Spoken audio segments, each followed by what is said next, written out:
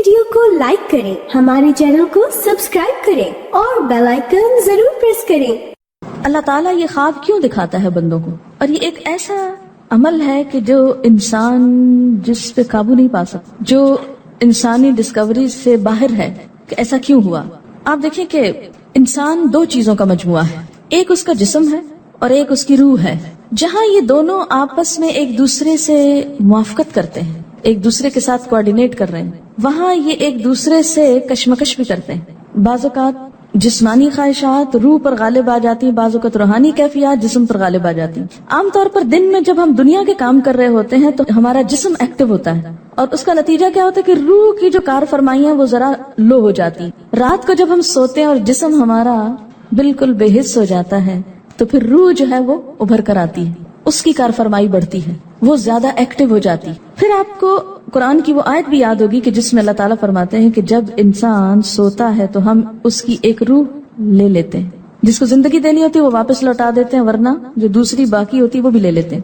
اب یہ جو روح نکلتی ہے نا ایک ہمارے جسم سے، تو یوں لگتا ہے کہ جیسے وہ مختلف جگہوں پہ وانڈر کرتی ہے، یعنی گھومتی پھرتی، اور بعض اوقات دور دراز پہنچ کے مثلا کسی مردے سے جا ملاقات کرتی، کیونکہ روح تو ایک لطیف چیز ہے نا۔ جب ماں کے پیٹ میں بچے کے اندر آتی ہے تو کوئی پتہ نہیں چلتا، جب نکل جاتی ہے تو کوئی پتہ نہیں چلتا۔ اسی طرح روح ان دیواروں کے پار بھی چلی جاتی ہے۔ قرآن پاک میں آتا ہے نا کہ اینما تکونوا یدرککم الموت ولو کنتم فی بروج مشیدہ، یعنی اگر بالکل ساؤنڈ پروف اور ہوا پروف جگہ پر بھی کوئی چیز رکھ دی جائے تو کیا ہوگا؟ روح وہاں سے بھی نکل جائے گی۔ یعنی روح کے لیے یہ مادی چیزیں رکاوٹ نہیں ہے۔ اب آپ دیکھیں جو لوگ مر جاتے ہیں بعض اوقات آپ کی ان سے ملاقات ہوتی اور آپ کو یوں لگتا ہے جیسے آپ ان کو چھو کر آئے ہیں، اور ایسا ممکن ہے کہ وہ جو سوتے وقت ایک روح آپ کی نکلی وہ ٹریول کرتے کرتے اس مقام پہ جا پہنچی جہاں وہ مردہ روح تھی، اور اس نے اس سے جا کر باتیں بھی کی، کچھ میسج بھی لیے، کچھ اور بھی۔ تو اس سارے کو ہم واضح طور پر نہ جان سکتے ہیں، اس کی حقیقت نہ سمجھ سکتے ہیں، لیکن بعض خوابوں کو انٹرپریٹ کرنے میں یہ چیز آپ کو مدد دے گی کہ ایسا کس طرح پاسبل ہے۔ آپ اپنے بستر پر لیٹے ہوئے ہیں اور روحانی طور پر آپ خواب میں آپ کہیں اور پہنچے ہوئے۔ بعض اوقات آپ دیکھتے ہیں کہ میت آپ کو کوئی چیز دے رہی ہے، میت رو رہی ہے، میت خوش ہے، آپ اس کو دیکھتے ہیں وہ بڑے باغ میں بیٹھی ہوئی ہے۔ یہ آپ نے کہاں سے دیکھ لیا؟ آپ تو بستر پر لیٹے ہوئے تھے۔ تو وہ جو ایک شعور سوتے وقت نکل جاتا ہے، جسم سے الگ ہو جاتا ہے، وہ ٹریول کر رہا ہوتا ہے ایک طرح سے، اور وہ ایسی جگہوں پر اللہ کے اذن سے ہی پہنچ جاتا ہے اور اس کو وہاں کی معلومات مل جاتی ہیں۔ اچھا، آپ کو یاد ہوگا وہ قصہ جو شہیدوں کا واقعہ میں نے آپ کو سنایا تھا، عراق میں جو صحابہ کرام کی قبروں میں سے ان کو نکال کر دوسری جگہ پر دفن کیا گیا۔ آپ نے دیکھا کہ مستقل کنٹینیوسلی 3 دن خواب آیا ایک شخص، جب اس نے اگنور کیا تو بادشاہ وقت کو خواب آیا، مفتی اعظم کو خواب آیا، اور مسلسل خواب میں وہ اپنا میسج کنوے کر رہے ہیں کہ ہمیں وہاں سے نکالو، ہماری قبروں میں پانی آ گیا، اور یہ بالکل سچا واقعہ ہوا، دنیا نے جس کا مشاہدہ بھی کیا۔ تو پھر آپ اس کو کیسے انٹرپریٹ کریں گے؟ وہ شہداء کہاں ملے تھے؟ تو بات یہ ہے کہ جیسے ہماری روح ٹریول کرتی ہے، کہیں ایسی جگہ جا پہنچتی ہے تو ہو سکتا ہے کہ وہ اس مقام تک جا پہنچی ہو۔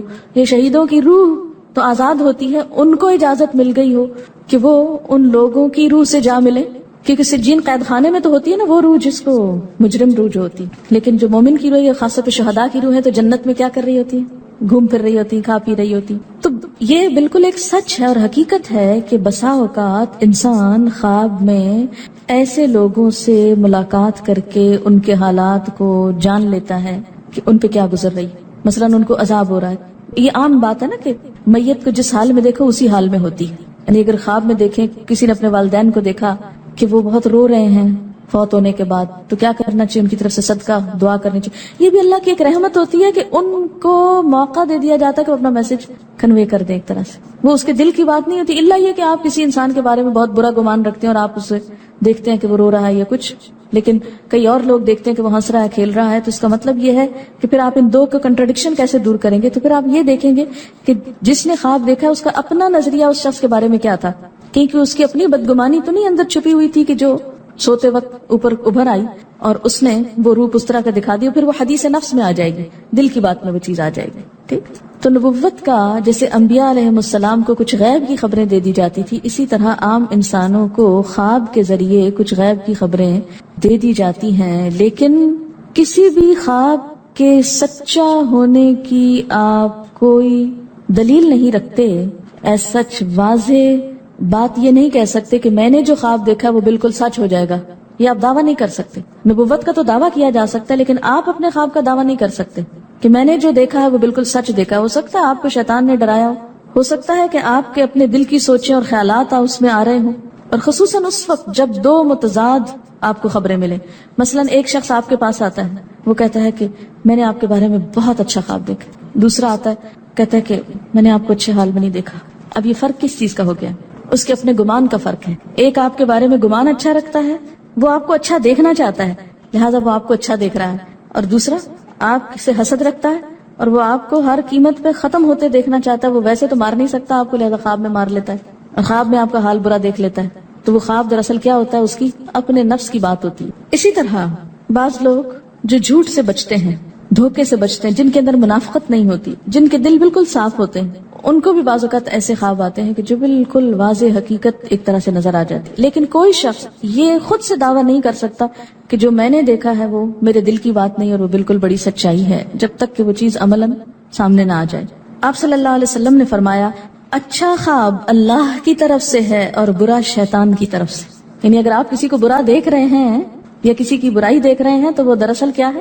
شیطان ہے آپ کے اندر, جو آپ کو اس شخص کے خلاف یا کسی خاص واقعے کے خلاف بھڑکا رہا ہے, اور آپ اپنی تسلی کر لیتے ہیں خواب کے ذریعے. فرمایا پس جب کوئی شخص پسندیدہ خواب دیکھے تو اسے صرف اس شخص سے بیان کرے جس سے محبت اور اعتقاد ہے. یہ میرا مشورہ نہیں, نبی صلی اللہ علیہ وسلم کا ہے آپ سب کے لیے. بخاری اور مسلم کی روایت ہے کہ جب کوئی اچھا خواب آپ دیکھیں تو کیا کریں؟ اس کو بتائیں جس سے آپ محبت رکھتے ہو, وہ آپ سے بھی رکھتا ہو اور جس پر آپ کا اعتماد ہو. جیسے حضرت یعقوب علیہ السلام نے کیا کہا تھا بیٹے کو کہ مجھے تو بتا دیا, بھائیوں کا نہیں بتانا. اور جب مکروہ خواب دیکھیں تو حق تعالیٰ سے اس خواب کے شر اور شیطان کے فتنے سے پناہ مانگے.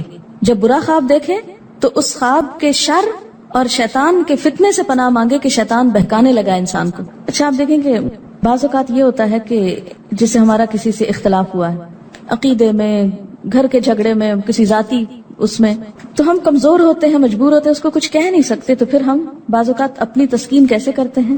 خوابوں میں کرتے ہیں. مثلا ایک لڑکا کسی سے شادی کرنا چاہتا ہے اور وہ کر نہیں پاتا, اس کو وہ رشتہ مل نہیں رہا, تو وہ خواب میں دیکھتا ہے کہ اس کی شادی اس سے ہو گئی, اس لڑکی. تو بعض خوابوں کی نوعیت بس صرف اتنی ہوتی, اس سے زیادہ اس کی حقیقت نہیں ہوتی.